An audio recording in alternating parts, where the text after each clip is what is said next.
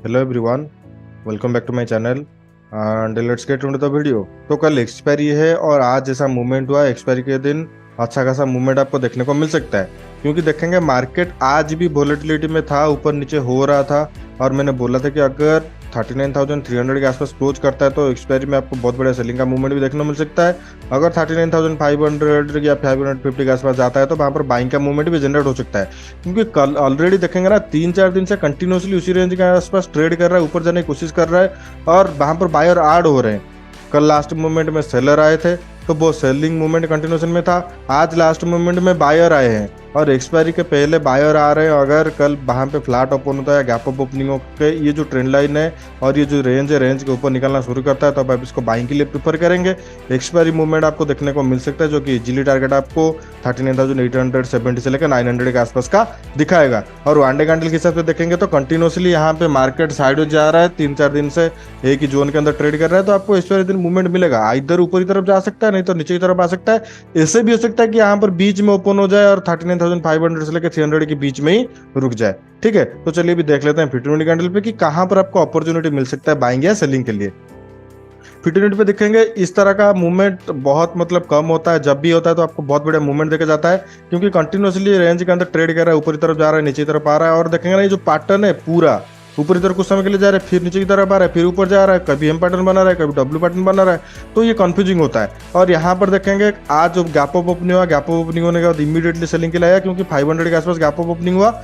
कल भी इसी के आसपास रेजिस्टेंस था तो वहां से रेजिस्टेंस हिट किया इमीडिएटली, लेकिन सपोर्ट कहां से लिया 39,300 के आसपास, फिर वहां पे बाइंग के लिए गया, फिर दोबारा रेजिस्टेंस हिट किया, फिर नीचे तरफ आया, लेकिन ये लो जो बना थोड़ा सा नीचे बना, मतलब वहां पर जो भी सेलर थे वो यहाँ पर अच्छा खासा नीचे की तरफ लेके गए थे, यहाँ पर इतने हैवी नहीं हो पाए। तो फिर वहां से लास्ट 1 आवर में बहुत बड़ा बाइंग का मूवमेंट हुआ और अभी ट्रेड कर रहा है 39,600 के आसपास। तो हमें बाइंग का मूवमेंट मिल सकता है अगर ये जो ट्रेंड लाइन चल रहा है, ट्रेंड लाइन के ऊपर कंटिन्यूसली सस्टेन करता है 39,600 और 700 के आसपास। अगर इसके ऊपर ट्रेड करना शुरू करेगा हम बाइंग के लिए प्रीफर करेंगे। जैसे कि मैंने बताया 39,850 से लेकर 900 के आसपास का टारगेट देखने को मिलेगा, और दूसरा टारगेट हम राउंड लेवल 40,000 के आसपास का रख के चलेंगे। गैप अप ओपनिंग होता है इसके आसपास भी, ये जो रेंज है, ये जो रेजिस्टेंस था उसके ऊपर अगर गैप अप ओपनिंग होकर कंटिन्यूशन में जाता है फिर भी आप इसको कंटिन्यूशन में ले सकते हैं। मान लीजिए गैप डाउन ओपन होता है या 39,500 और 400 के आसपास ओपन होने के बाद वहां पर से बाइंग का मूवमेंट करता है, क्योंकि प्रीवियसली भी ट्राई कर रहा था यहाँ से बाई करने के लिए। अगर यहाँ पे बायर ऐड होते हैं तो वो भी मूवमेंट आपको दिखा सकता है 39,600 से लेकर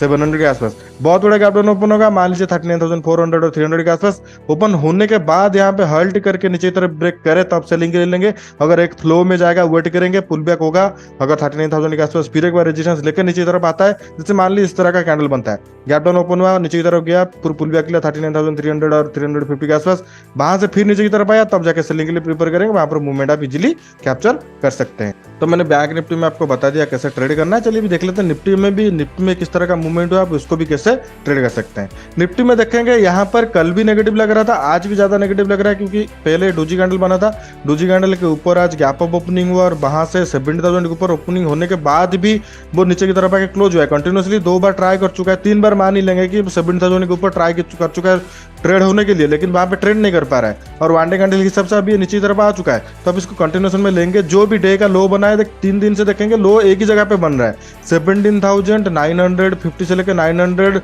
के जोन के अंदर। तो अगर मान लीजिए कल 7,900 के नीचे जाता है तो आप इसको इमीडिएटली सेलिंग के लिए ले सकते हैं। 16,835 से लेकर 800 के आसपास का रहेगा। और निफ्टी अगर रैपिड नीचे से जाने के लिए कोशिश करते हैं तो बैंक निफ्टी को भी थोड़ा सा नजर करेंगे। अगर बैंक निफ्टी में नीचे की तरफ जाएगा ना तो थोड़ा दोनों का एक तरफा मूवमेंट हो सकता है और अच्छा खासा मूवमेंट आपको देखने को मिल सकता है। और यहाँ पे पैटर्न भी अभी के लिए फिलहाल नेगेटिव है, लेकिन यहाँ पर गैप अप ओपनिंग होता है या 70,000 के ऊपर ट्राई करता है ट्रेड करने के लिए तो आपको बाइंग का मूवमेंट देखने मिल सकता है। लेकिन 50 मिनट कैंडल पे आइडेंटिफाई करेंगे कहां पर हम बाइंग के लिए ले सकते हैं।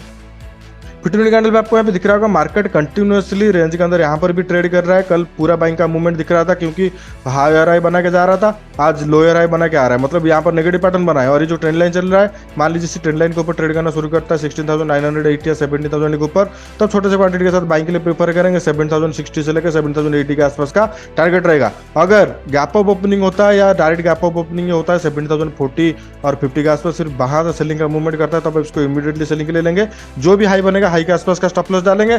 टारगेट आपका पहला रहेगा 16,980, दूसरा टारगेट आप 16,040 940 के आसपास का रख के चल सकते हैं। गैप डाउन मान लीजिए ओपन होता है तो इसको ट्रेड ऑन हो दीजिए आराम से 16,920 900 के नीचे ट्रेड ऑन हो दीजिए, क्योंकि जैसे मैंने बोला यहाँ पर प्रीवियसली भी सपोर्ट था और यहाँ से सपोर्ट भी लेने की कोशिश कर रहा है। इसके नीचे गैप डाउन ओपन होकर सेलिंग का मूवमेंट कंटिन्यूएशन में रहेगा तब आप इसको सेलिंग के लिए भी प्रीफर कर सकते हैं। तो आपको क्लियर मूवमेंट कल देखने को मिल सकता है। निफ्टी में हो गया, बैंक निफ्टी में हो गया। निफ्टी में आपको 16,900 के नीचे जाएगा, सेलिंग के लिए ले सकते हैं। बैंक निफ्टी में 39,300 या 400 के नीचे जाएगा, सेलिंग के लिए लेंगे। नहीं तो बाइंग के लिए अगर लेना है तो 39,650 के ऊपर या 700 के ऊपर सस्टेन करें तब बाइंग के लिए प्रेफर कर सकते हैं। तो अगर मान लीजिए आपको बैंक निफ्टी ऑप्शन में ट्रेड करना है तो आपको बैंक निफ्टी कंपनी से देखना थोड़ा सा जरूरी है।